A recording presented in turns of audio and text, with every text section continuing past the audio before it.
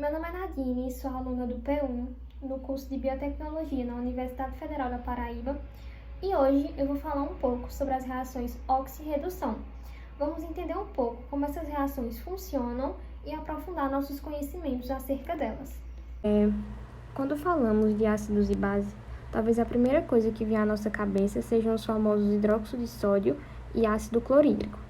Do mesmo modo, pode ser que você lembre ainda do limão e do vinagre, que são produtos muito utilizados no nosso cotidiano e que apresentam em sua composição ácido cítrico e ácido acético. Ácido e base são dois exemplos de funções inorgânicas. Eu irei citar diferenças entre essas substâncias de acordo com o que ela irá liberar em água. Um ácido será toda espécie química que sofre ionização, liberando como um único cátion, que é o H+, por meio da água.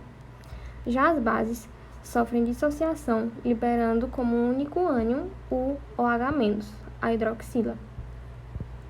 Mas será que ácidos e bases são apenas aqueles que liberam H+ e OH-? Além disso, como nomear os ácidos e bases diferentes sem conhecê-los, tendo apenas sua fórmula? Vou tentar explicar um pouquinho mais a respeito disso. Definição de ácido. As definições de ácido foram propostas pelo cientista Arrhenius. Segundo ele, ácido é toda substância que sofre ionização, liberando como um único cátion. É importante lembrar, vou começar a falar sobre os hidrácidos. Agora eu vou falar um pouco sobre os hidrácidos. Eles não têm oxigênio e são mais fáceis de nomear. Basta você pegar o elemento central, que está depois do hidrogênio, nesse caso é o cloro, e após o cloro é só adicionar a palavrinha hídrico, ou seja, ácido clorídrico. A força do hidroácido é que todos da família 7A da tabela periódica são fortes, com exceção do flúor, que é o ácido fluorídrico moderado. Os oxiácidos são os ácidos que têm oxigênio e eles são um pouquinho mais complexos que os hidroácidos. Eles têm basicamente em sua fórmula 3 elementos, ou seja, hidrogênio, um átomo central e oxigênio. E para dar nome a eles, existem duas maneiras. A primeira maneira é saber os ácidos de referência. Aqui nós temos uma listinha dos que são mais conhecidos e mais utilizados. E aqui nós temos alguns ácidos de referência. Temos o ácido clorídrico, o ácido bromídrico, o ácido iodídrico, o ácido nítrico, ácido sulfúrico, ácido perclórico, ácido nitroso, ácido fosfórico.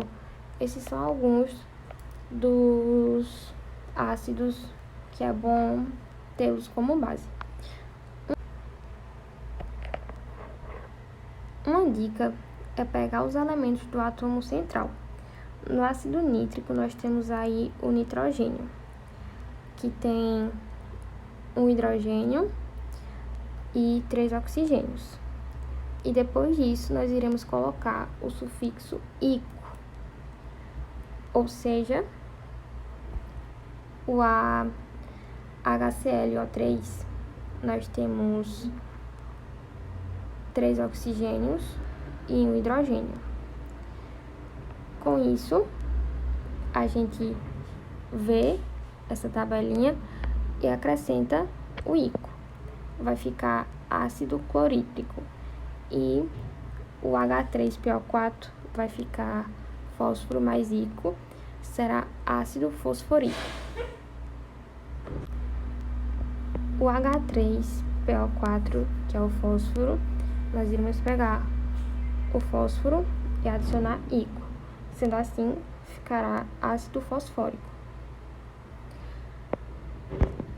Outro é que É bom prestar atenção se perder um oxigênio, acrescentaremos oso no final.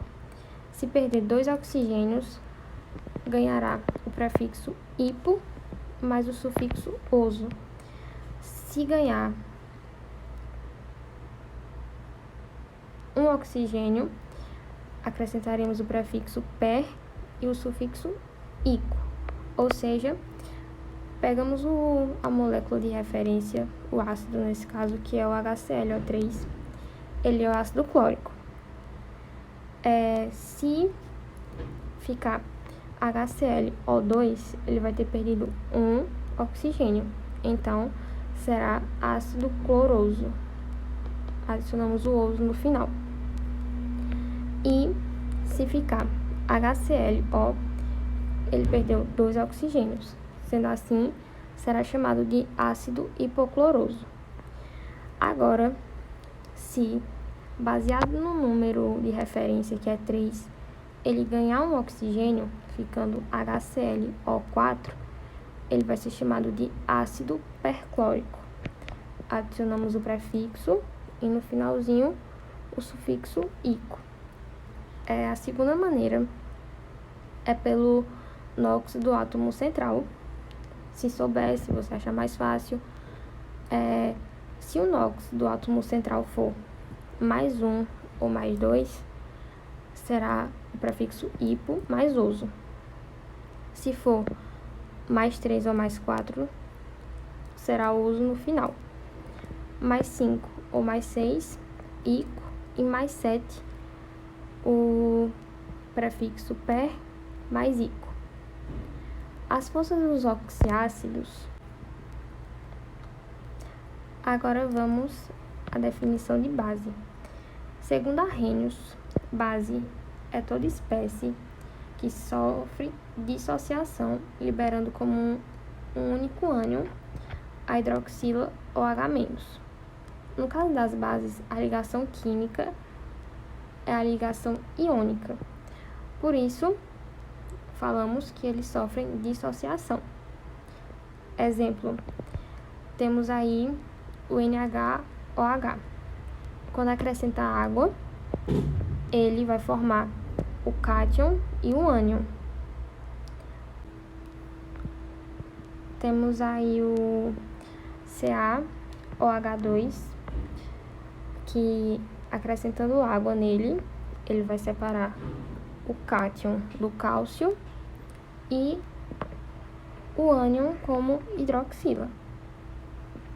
Uma base muito importante que tem uma pequena diferença no cátion é o hidróxido de amônio, que o cátion realiza ligação covalente, mas ele continua sofrendo dissociação porque a ligação entre o cátion NH4+, e o OH- é iônica, como pode-se perceber nesse exemplozinho que eu coloquei embaixo.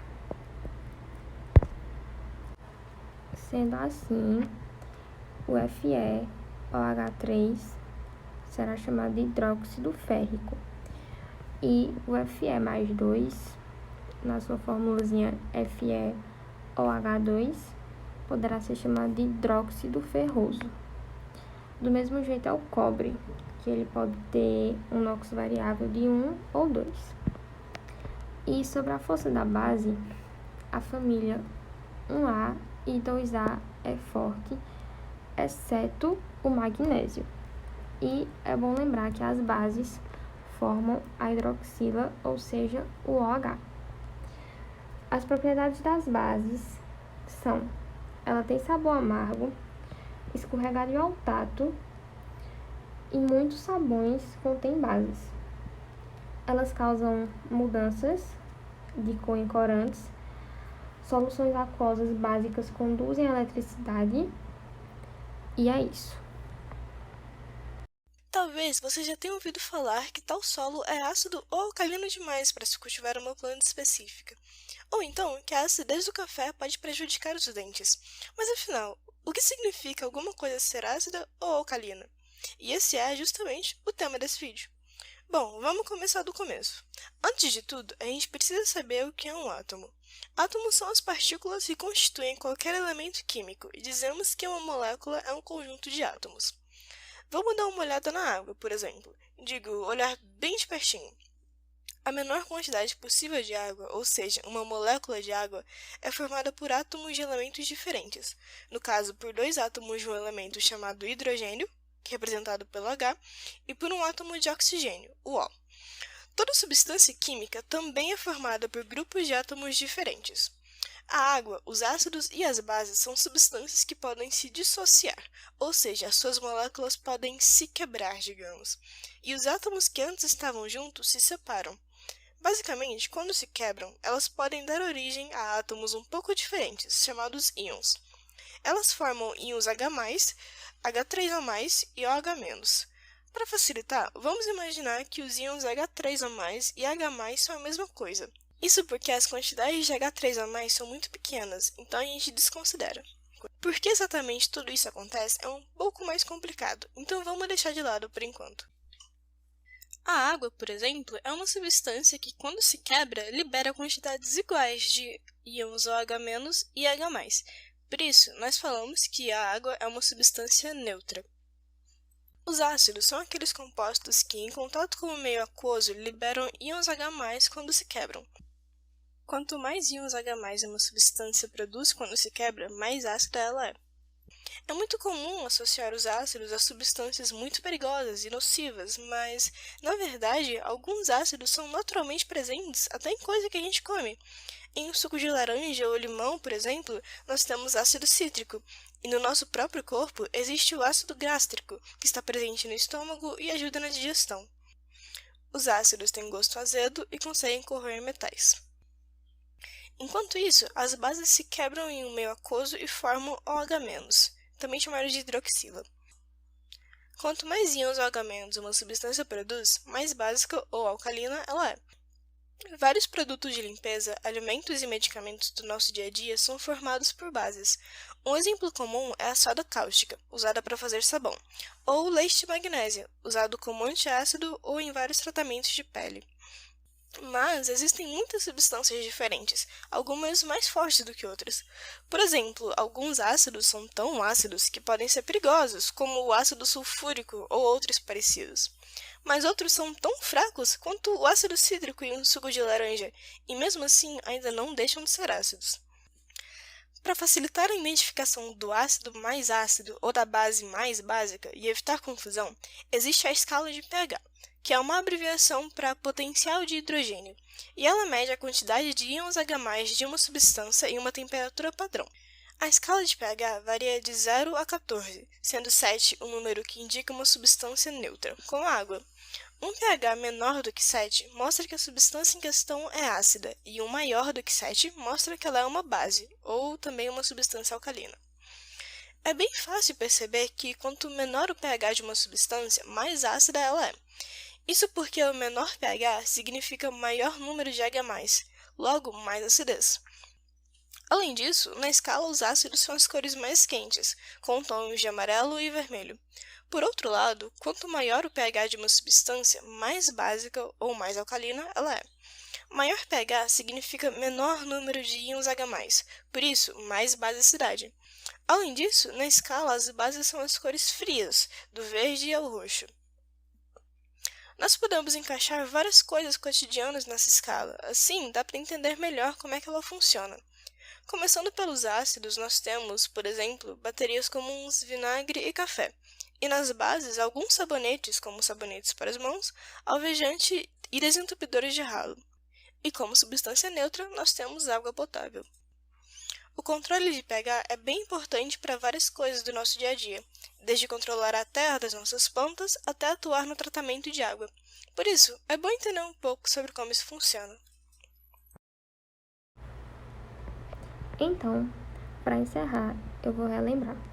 As principais características dos ácidos são cheiro forte, sabor amargo e pH inferior a 7 e baixo ponto de ebulição. Temos como exemplo o ácido clorídrico, ácido sulfúrico, ácido nítrico e assim por diante. Já as bases são compostos iônicos formados por um metal que dissocia em água, ou seja, separa cargas, liberando o OH-, como um único ânion. E o pH das bases é superior a 7. Temos como exemplo de bases a amônia, o hidróxido de magnésio, hidróxido de sódio, entre outros.